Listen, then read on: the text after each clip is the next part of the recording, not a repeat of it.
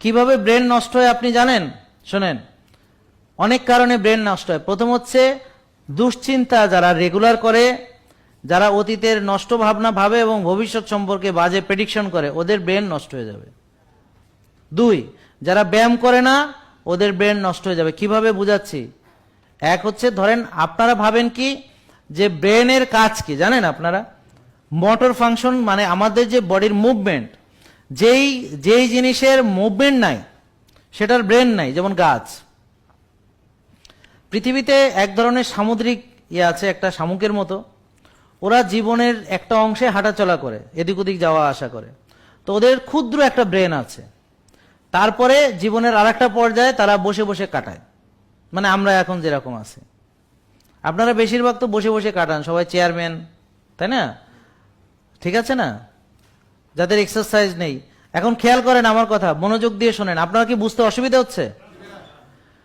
অসুবিধা হলে আবার বলবো, কারণ সবার আন্ডারস্ট্যান্ডিং লেভেল সমান না। তাইলে ওই প্রাণীটা জীবনের একটি অংশ চলাফেরা করে, আরেকটি অংশ বসে কাটায়। কি করে? ধরেন চলাফেরার অংশ শেষ, একটা পাথরের গায়ে বসলো, আর নড়াচড়া করে না, সারা জীবন বসে কাটিয়ে দেয়। বিজ্ঞানীরা ওটা নিয়ে গবেষণা করে দেখলেন যে ওদের ক্ষুদ্র ব্রেনটা যখন সে নড়াচড়া করা বন্ধ করে, ব্রেনটা আস্তে আস্তে অ্যাট্রোফাইড হয়ে ওই ব্রেনটা চলে যায়। কারণ ব্রেনের দরকার না থাকলে ব্রেন থাকে। পৃথিবীতে মনে রাখবেন, যেটার প্রয়োজন নাই সেটা থাকে না। এটার ধর্মটা হচ্ছে, বলেন সবাই বলেন, ইউজ, মানে ব্যবহার করা। Use it or lose it. সবাই বলেন use it or lose it, মানে ব্যবহার না করিলে উহা ধ্বংস হইবে। তাহলে যে ব্রেনের ব্যবহার করে না, তার ব্রেন ধ্বংস হবে। ঠিক আছে? এখন গাছের ব্রেন নেই কেন?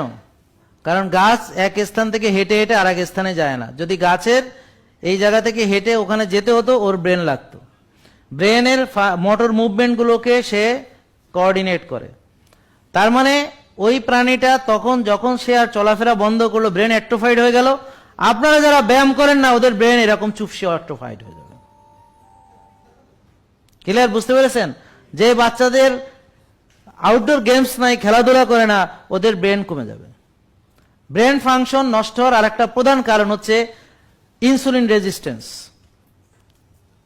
ইনসুলিন রেজিস্ট্যান্সের প্রধান কারণ হচ্ছে খাওয়া, বেশি বেশি খাওয়া, এবং সেটাকে বার্ন না করে কোষে ওভারলোড করা। তাহলে বলেন, কোষে জায়গা নাই। জোরে বলেন, কোষে কষাকষি। এটার নাম হচ্ছে ইনসুলিন রেজিস্ট্যান্স। ব্রেনের ইনসুলিন রেজিস্ট্যান্স হলে ব্রেন শক্তি পায় না, যেমন ওই যে সেলগুলো শক্তি পাচ্ছে না। একটু আগে বললাম শক্তি ব্রেনেরও দরকার। এখন ব্রেন ফ্যাট বার্ন করতে পারছে না, ব্রেন গ্লুকোজ দিয়ে মেইনলি চলতে হয় তার, আর ফ্যাট তো ব্রেনে বার্নই হয় না। ব্রেন শুধুমাত্র গ্লুকোজ এবং কিটোন বডি, এই দুইটা শক্তিকে ব্যবহার করতে পারে। যেমন ধরেন আপনার গাড়ি অকটেনে চলে, আর একটা গাড়ি গ্যাসে এবং অকটেনেও চলে, আর একটা গাড়ি শুধু ডিজেলে চলে, আর একটা গাড়ি মনে করেন যে পেট্রোলে চলে। ঠিক আছে? ব্রেন মেইনলি ব্যবহার করে গ্লুকোজ, আর ব্রেন চলতে পারে কিটোন বডি দিয়ে। ঠিক হার্ট মেইনলি চলে ফ্যাট, এবং হার্ট কিটোন বডি দিয়ে চলতে পারে। মনে রাখবেন কথাটা। এখন যদি আপনার কোষে জায়গা না থাকে, কোষে কিন্তু কি হচ্ছে, সুগার ঢুকতে পারছে না, আর ব্রেন ফ্যাটও পাচ্ছে না, আর কিটোন বডি হবে অনেকক্ষণ না খেয়ে থাকার পরে, সহজে হচ্ছে না। কিটোন বডি থাকতে হলে 18-20 ঘন্টা না খেয়ে ব্যায়াম ট্যাম করে আগে ইনসুলিন। তো কিটোন বডিতে আপনার আসতে অনেক সময়, যে ফ্যাট বার্নিং, যেটা নিজে ফ্যাট অ্যাডাপ্টেশন করা, নিজের তেলে চলা, কিটোন বডি এটা অনেক পরের ব্যাপার। কিটোন বডি এমনি হবে না, সোজাভাবে হবে না, যারা বারবার খায় হবে না, ওদেরকে মানে অনেকক্ষণ না খেয়ে থেকে তারপর আসতে হবে। ঠিক আছে? তাইলে ব্রেন শুধু কি দিয়ে চলে? ধরেন গ্লুকোজ দিয়ে। এখন গ্লুকোজ ব্রেনে পাচ্ছে না, ব্যবহার করতে পারছে না, তাহলে ব্রেনের এনার্জি কম হবে। এনার্জি কম থাকলে সেই জিনিসটা ধ্বংস। তাহলে আপনার এনার্জি নাই ব্রেনে। কেন নাই? কারণ আপনার ইনসুলিন রেজিস্ট্যান্স আছে, আপনার সুগার বেশি। এরপরে আপনার ইনফ্লামেশন হবে। কিভাবে ইনফ্লামেশন হবে ব্রেনে? সেটা হচ্ছে নষ্ট খেলে হবে, প্রসেসড ফুড খেলে হবে। যারা খোদার উপর খুদকারি করেছে খাবার নিয়ে, যারা আল্লাহর দেওয়া খাবার না খেয়ে মাইন্ডসেট নষ্ট করা খাবার খায় এবং বারবার খায়, ওদের হবে প্রদাহ। এছাড়া ওই যে টেনশন করলে প্রদাহ বাড়ে, ওই যে না ঘুমালে ব্রেন বিশ্রাম পায় না, প্রদাহ আরো বাড়ে।